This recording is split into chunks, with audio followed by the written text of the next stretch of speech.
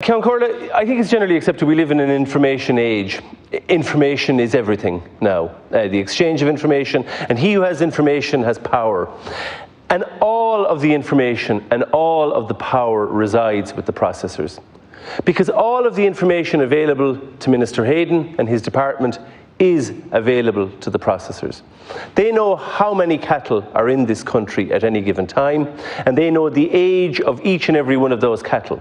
So if they have a rule that those cattle have to be sold at 30 months, well, they know how much they can offer because they know what the demand is, because they control the market. There are only 4 of them. There are 2 very big players, 2 slightly smaller players, but the 4 of them control the whole market. So they know what the demand is, they know what the supply is, because they can just look at the computer and see how many cattle are approaching 30 months. And they can say, well, what will we pay?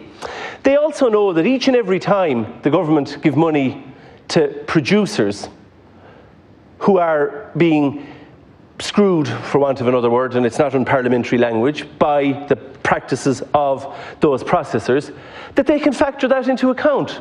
So if the government give €100 per head to compensate farmers for the fact that prices were so low, because the processors can manipulate the situation to make them low, well then they can take €100 off the price of cattle and take that for themselves. And that is precisely what they have done.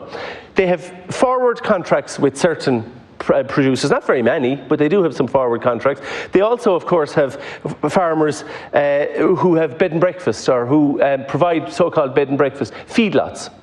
Often farmers who overly extended themselves and perhaps found themselves in some difficulties and weren't in a position to keep going. So now they will house cattle owned by the processors, and of course they can take those cattle out of the feedlots when demand is high and supply is low from ordinary farmers, and use that to manipulate the markets. So they have all the levers of power.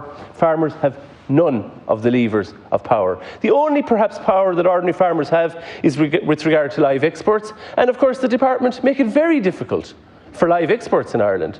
I mean, if department vets, the degree, the amount of inspections that they put boats through. Now, of course boats have to be of a certain standard, but there should be a European common standard in that regard, because there is a suspicion among farmers, whether it's properly founded or not, that it's being made overly difficult for people to export live in order to protect the processors. So, as I say, all of the levers of power are with the processors. None of them are with the producers.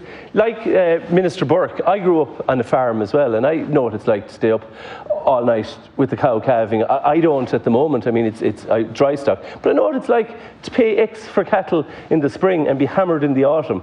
Because I have no idea how many cattle are going to be coming on stream in the autumn. But the processors, they know that. They have that power. So I'm asking the government to intervene to level the playing field. That is what this is about. And the Spanish government, unlike the approach adopted that Deputy Tobin referred to, unlike the approach adopted by Fine Gael and Fianna Fáil, the Spanish government have introduced a bill to ban below-cost selling. We need to look at that. Sorry, selling below the cost of production. I should note that my department already collects and publishes a range of data in relation to the beef sector. My department is responsible for collating and reporting meat prices and other data on a weekly basis to the EU in the context of the EU market observatories. The department then uses this and other data to compile and publish a weekly meat market report with price, production and trade data. It is envisaged that the new Office of the National Food Ombudsman will have a specific role in analysing and reporting on price and market data in Ireland. And I think in relation to Deputy McNamara's points where you talked about information, there lies in a lot of information that is out in the public domain for all to see, and that transparency is something we've worked on in recent years to improve and deliver along the way.